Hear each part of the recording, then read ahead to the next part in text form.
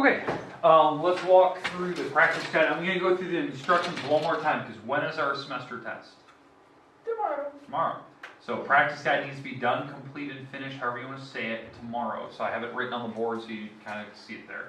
I'll probably have the prime numbers written on the board, and I'll probably, that'll probably be it. I'll just have the prime numbers somewhere on the board. Oh, I'll have PEMDAS written on the board for you guys. Okay, so let's go through the instructions one more time. Okay, all right. So, number one, here you have to write these in words. Make sure that you're putting the commas in there and the hyphens when you need them.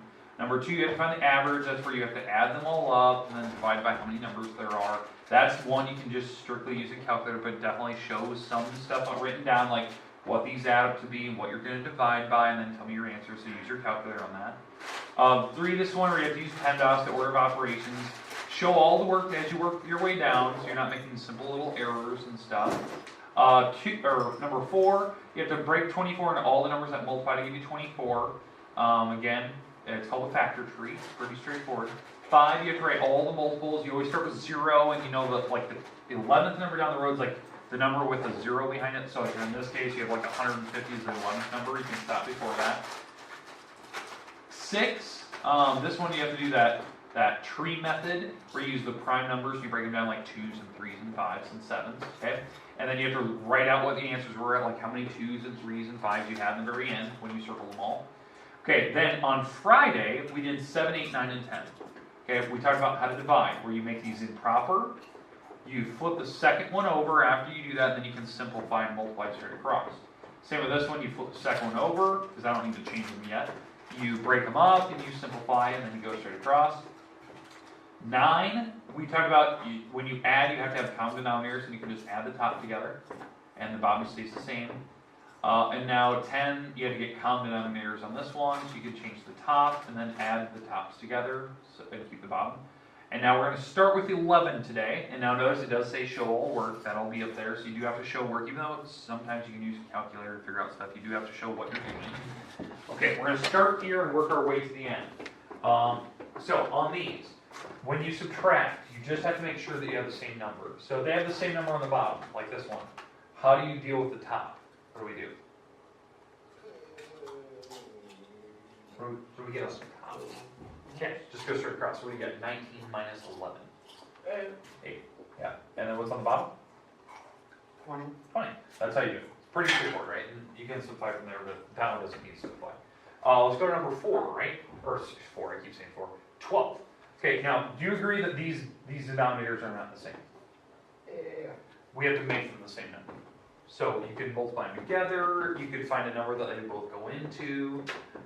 There's one way you can just make the 8 bigger to match it to the 16, you can do it that way. But what's a common denominator between 16 and 8? How do you want to do it? You want to multiply by 2? Okay, that works. So we're going to multiply by 2 here. So if you multiply this second one by 2, what do you get? What's 8 times 2? 16. Yeah, so you're gonna get 16. Well, this one's already 16, right? So I don't need to change it. I'm gonna leave the 9 on the top. The second one we multiplied by 2, right? That was what Sam said. So multiply the top by 2. What do you get? 6. And now you can subtract straight across. So it's easy. Now, if they're improper mixed numbers, you can make them improper, get common denominators, subtract across, or you could just group them together and subtract. It's pretty straightforward. So I don't think I had any here on this test, but if I did something like this, like 4.5, and I was going to subtract 1 and maybe 2/5, let's say I was going to do something like that, you don't actually have to change it to improper. You can do this. 4 minus the 1, so you subtract the big numbers, and then you can subtract the fractions behind it in order, like that. And then get common denominators and just do it the same way. Like, what's 4 minus 1? Right. So that'll be the big number up front. Okay? And then the fractions, you can just get common denominators and go from there. So the common denominator between 2 and 5 is what? 10? So you're going to multiply the bottom by 5 over here, multiply the top by 5. What do you get? What's 5 times 2? 10. 10. And 5 times 1? 5. 5. And over here, we multiply by 2, multiply by 2. So what do we get? 4 over 10. 10. And then you can subtract across, what you get? 1. 1 over 10. Boom, that's your answer. That's how you can subtract the remix. So you don't actually have to like make them improper. Same with adding, you don't have to make them improper when you add. You just add the big numbers and just Is add that the the answer fractions. for a different thing, or? What was that? is that the- Yeah, I just made up that problem. So that was one if like, I didn't have any here, but if there was a mixed or an improper fraction, or a mixed number I mean, and you had to subtract them, you just take common denominators, just subtract the fractions and subtract the big numbers. So, make sense? Yeah. So, okay. Let's move on. Last problems of the day, 13 and 14. When we're done today, we're done. You can take the rest of the time today to study. You can work on wherever you need to. I know semester tests are starting today, tomorrow. There were some last week, but the majority of them are today, tomorrow, and Wednesday. Now, Yeah, ninth grade's got at least like what, probably 2 done, yeah, So far? yeah, and there's like 1 or 2 more. yeah. So, yeah, there's quite a bit these next couple of days. So, just kind of be aware. Mine's tomorrow. So don't mind. All right, let's do 13 and 14 are our last 2 problems of the day. And then you guys can study and you can work on wherever you need to, or you can work back on this practice site if you want to try some out. Is that a times sign or multiplication? That is multiplication, yeah. I was trying to put a little x in the middle so you can multiply. All right, when you multiply, you don't need to flip. You don't need to get common denominators. Oh, dang it. that's Break, what I did. no, you don't need to. You can, but you don't need to. Just make your answer bigger. Break Just it down. break them apart and then just cancel stuff. That's how you can do with multiplying. So, like what multiplies to me 10? 10 and 1. 10 and 1 or 5 and 2. 5 and 2. It doesn't matter how you want to break it. Let's go with the 5 and 2 route. Okay? Uh-huh. Break up the 12. 6 and 2. 6 and 2? Okay, that works. And We can even break up the 6 even further. How do you break up 6 even further? 2 and 3. 2 and 3, so we can break up that even further. So it's like this. Now there's 3 numbers on the bottom of that one. Over here, what about the 4? What about the 4? How do you break up 4? 2 and 2. 2 and 2. Okay. How do you break up 6 again? 2 and 3. 2 and 3. Alright, and now we can start canceling stuff out and multiplying across. So, for instance, diagonally, what cancels? Let's go with this direction first. This way. 2s. 2s? Okay. What goes diagonally? Oh, yeah, both 2s. Yeah, you're right. Anything else? No. What about diagonally this way? Also 2. Also 2s. And I think that's it. I don't think up and down you can't do anything. Up and down you can't do anything. Let's multiply straight across. What do you get on the top? 5 over? 9. I'm done. That's how you do it. Make sense? So, now, if you've got common denominators, you're technically not wrong there, Eric. I mean, you got common denominators, you're going to multiply across. Your numbers would have been a lot bigger, but it would have been the same answer. So, I always think when you multiply or divide, divide you just have to make sure you flip before you start, but flip that fraction. But you just break them up and you just cross things out when you multiply or divide. So I think multiplying and dividing is kind of easy. Now, 14, we need to make these improper. So you have to make them improper. So, Sam, do the first one for me. How do we make that improper? Take 6 and 2. Yep. Which is 12, Add 1. add 1, and you get 13. 13 over. 2. Good. Eric, give me the second one.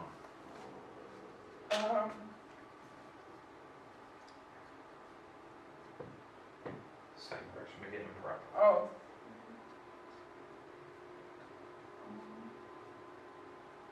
14 over 14 over 3, perfect. And now what we're gonna do is we're gonna flip it over, and, oh, actually, we won't even do the flip over, why don't we do it? Yeah. Because it's multiplying, we don't need to flip.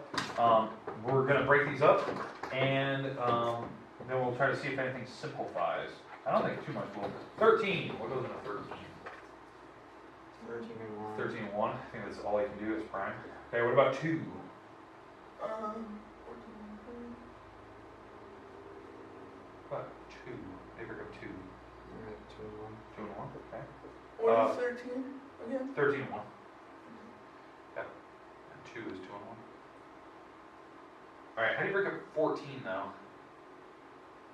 7 and 2. 7 and 2. Okay, perfect. And break up the 3. 1 and 3. 1 and 3. Boom, boom. And now let's start canceling some stuff out.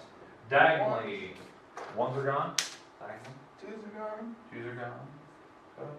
That's it. I think that's it. Yeah, you're right. So let's go straight across. What? God, that's a big number on the top, I think. Ooh. We're gonna take 13 times 7 on the top. What is that? 91. 91? Yikes. Or 3. over 3, and then you can type that in your calculator and give me the proper, or the mixing. Next, you can type 91, ABC, hit 3, 30th and 1/3. 30th and 1/3. That makes sense. All right. Questions, comments about that style of problem? Okay. Semester test tomorrow. 14 questions. Looks almost identical to this. There's really no difference. I just want to make sure you're kind of mentally prepared. What I would say to do today, walk back through, kind of see like what were the rules we did for multiplying, what were the rules we did for dividing, what do we do for adding and subtracting, what are some of the other examples we did. Make sure that you kind of have some things in your memory bank, like what we're going to do. I think it's pretty straightforward, pretty easy. So, but again, I want to make sure that you guys do, and that's the whole point. You have the rest of the class today to kind of work on your own. If you have any questions like, hey, I want to see like a problem like number 8 or a problem like number 6, don't be afraid to ask. I'll just make it around, we'll try it out. But the rest of it is yours. Now, I was kind of warning you of this earlier. When I was saying there's a lot of semester tests today, tomorrow, and Thursday. Today, tomorrow, and Wednesday, I should say. The reason why is that Thursday, Friday, we're supposed to get some weird weather. I'm expecting a lot of teachers will start moving up their semester test. Okay, they'll start moving them up to Yeah, like that's what we have to do Tuesday and about the Wednesday. Saturday. Yeah. So just be kind of keenly aware. The reason why is that every weather channel, every weather app, every meteorologist is saying different things for Thursday, Friday. They have no idea what's going to happen. They don't know if it's going to be rain. They don't know if it's going to be sunny. They don't know if it's going to snow. They cannot predict what's going to happen. They know something's going to happen. They don't know what. So teachers right now are kind of mentally preparing what happens if we get a snow day. So I'm expecting we're going to get rain and that'll be it. So, because it's supposed to be like 40 degrees. I don't know how it's going to snow with that. So. Oh, Rain won't freeze at Yeah, that not at that temperature. So I'm expecting a normal day, but every meteorologist can't predict what's going to happen. So we're trying to prepare. So, but yeah. So if it's going to be the first blizzard, I know someone who's going to be happy about it. Yeah, that person. this guy. All right. But that's it for.